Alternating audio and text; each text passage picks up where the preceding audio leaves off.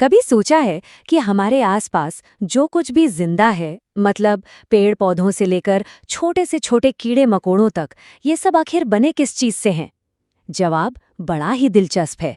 आज हम उसी अद्भुत दुनिया की गहराई में उतरने वाले हैं।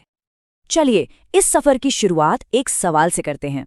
जरा सोचिए, एक विशाल हाथी, एक इतना छोटा बैक्टीरिया जिसे हम देख भी नहीं सकते, और एक आसमान छूते रेडवुड पेड़, इन तीनों में भला क्या एक जैसा हो सकता है?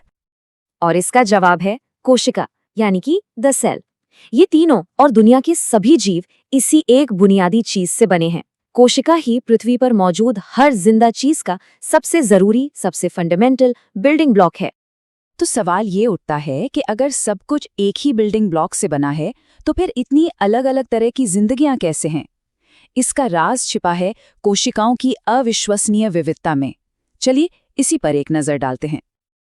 अच्छा, सबसे पहला और सबसे बड़ा फर्क तो गिनती का है। कुछ जीव जैसे बैक्टीरिया या अमीबा सिर्फ एक ही कोशिका से बने होते हैं। इनकी पूरी दुनिया बस उस एक सेल में ही होती है। इन्हें हम कहते हैं एक कोशिकीय। और वहीं दूसरी तरफ है हम जैसे जीव। क्या आप जानते हैं कि एक इंसान के शरीर में लगभग 37 ट्रिलियन कोशिकाएं होती हैं? जी हाँ, 37 के आगे 12 जीरो। इन्हें बहुकोशिकीय कहा जाता है। अब इससे भी मजेदार बात यह है कि ये जो खरबों कोशिकाएं हैं ना, ये सब एक जैसी बिल्कुल नहीं होती। हर कोशिका का आकार, उसका साइज, उसके काम के हिसाब से तय होता है। हर एक को एक खास काम के लिए ही डिजाइन किया गया है। आइए इसके कुछ शानदार उदाहरण देखते हैं। जैसे कि हमारी मांसपेशियों की कोशिकाएं, ये स्पिंडल के आकार की होती हैं, मतलब दोनों सिरों पर पतली और बीच में से मोटी। और यही अनोखा आकार उन्हें सिकुड़ने और फैलने में मदद करता है, जिससे हम चल फिर पाते हैं। दूसरी तरफ हमारी तंत्रिका कोशिकाएं हैं, जिन्हें न्यूरॉन्स कहते हैं। ये देखिए, किसी केबल वायर की तरह लंबी और शाखाओं वाली होती हैं, जो पूरे शरीर में तेजी से सिग्नल भेजती हैं। और फिर है हमारी लाल रक्त कोशिकाएं। ये गोल होती हैं और बीच में से थोड़ी दबी हुई, एक डोनट की तरह। ये डिज़ाइन एकदम परफेक्ट है ताकि वो सबसे पतली खून की नसों से भी निकल सके और शरीर के हर कोने तक ऑक्सीजन पहुंचा सकें। तो अब जब हमने कोशिकाओं को बाहर से देख लिया है, तो चलिए अब अंदर चलते हैं। शुरुआत करते हैं कोशिका की सीमा से, यानी उसकी बाहरी परत से, और देखते हैं कि वो अपनी दुनिया से कैसे बात करती है। हर कोशिका के चारों ओर एक सुरक्षा कवच होता है, जिसे प्लाज्मा मेम्ब्रेन कहते हैं। इसे आप कोशिका का गेटकीपर समझ सकते हैं।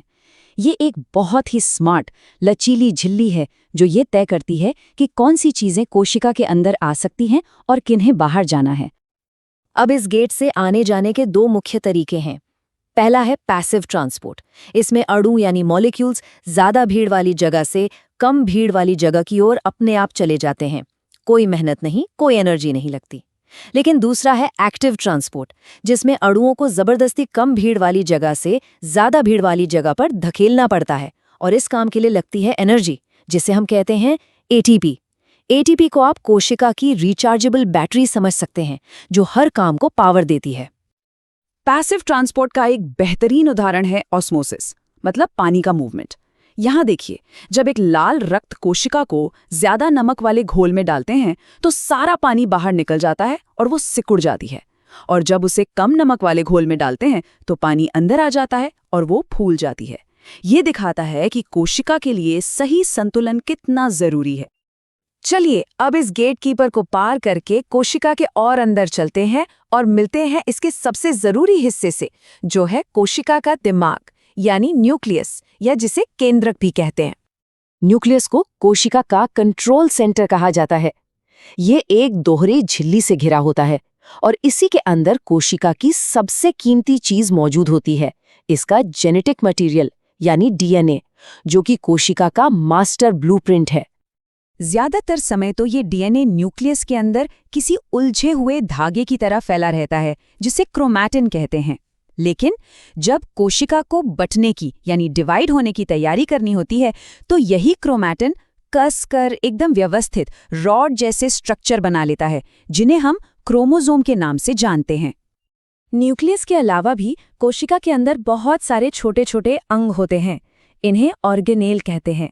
आप इन्हें एक शहर को चलाने वाली स्पेशल कर्मचारियों की एक टीम की तरह समझ सकते हैं, जहां हर किसी का अपना एक खास काम है। तो इस टीम में सबसे पहले है एंडोप्लाज्मिक रेटिक्यूलम या शॉर्ट में ER। ये कोशिका की फैक्ट्री भी है और ट्रांसपोर्ट नेटवर्क भी। इसका जो रफ हिस्सा है वो प्रोटीन बनाता है और जो स्मूथ हिस्सा है वो फैट या लिपिड बनाता है। फैक्ट्री में बने सामान को पैक करके सही जगह भेजना भी तो जरूरी है ना? वो काम करता है गोल्जी अपैरेटस। ये कोशिका का पैकेजिंग सेंटर है। ये ER से आने वाले सामान को पैक करता है, उसे थोड़ा बहुत बदलता है और फिर उसे अपनी मंजिल पर भेज देता है। इसके बाद आते हैं लाइसोसोम, जो हैं कोशिका के सफाई कर्मचारी। ये कोशिका का सारा कचरा साफ करते हैं और खराब हो चुके हिस्सों को पचा जाते हैं। और हाँ, कभी-कभी जब कोशिका बहुत ज्यादा डैमेज हो जाती है तो ये फट जाते हैं और पूरी कोशिका को ही खत्म कर देते हैं। इसीलिए इन्हें सुसाइड बैग भी कहा जाता है। और अब मिलते हैं सबसे मशहूर ऑर्गेनेल से, माइटोकॉन्ड्रिया। इसे कोशिका का पावर हाउस भी कहते हैं। ये वो जगह है जहां खाने से मिलने वाली एनर्जी को ATP में बदला जाता है, जो कोशिका की हर गतिविधि के लिए ईंधन का काम करती है। चलिए अब इन सब बातों को एक साथ रखकर देखते हैं और पौधों और जानवरों की कोशिकाओं की तुलना करते हैं। देखिए, 3 बड़े अंतर हैं। पौधों की कोशिकाओं में एक सख्त सेल वॉल होती है जो उन्हें आकार देती है। उनमें प्लास्टिड्स होते हैं जो फोटोसिंथेसिस से खाना बनाते हैं, और उनमें एक बहुत बड़ी सेंट्रल वैक्यूल होती है। ये तीनों ही चीजें जानवरों की कोशिकाओं में नहीं होती।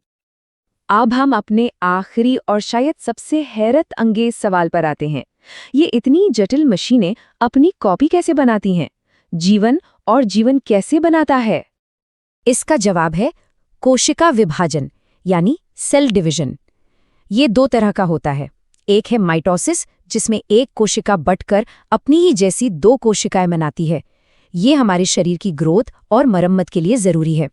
और दूसरा है मियोसिस, जिसमें एक कोशिका बंटकर 4 कोशिकाएं बनाती हैं, जिनमें क्रोमोसोम की संख्या आधी होती है। ये खास प्रक्रिया सिर्फ प्रजनन के लिए स्पर्म और एग बनाने के काम आती है। जरा सोचिए, ये जो बटने और काम करने का एक छोटा सा डांस है, ये इसी वक्त दुनिया की हर जिंदा चीज के अंदर खरबों बार हो रहा है। ये हमें सोचने पर मजबूर करता है कि जीवन के और कितने गहरे राज हैं जो अभी भी इस नन्ही सी कोशिका के अंदर खोजे जाने का इंतजार कर रहे हैं।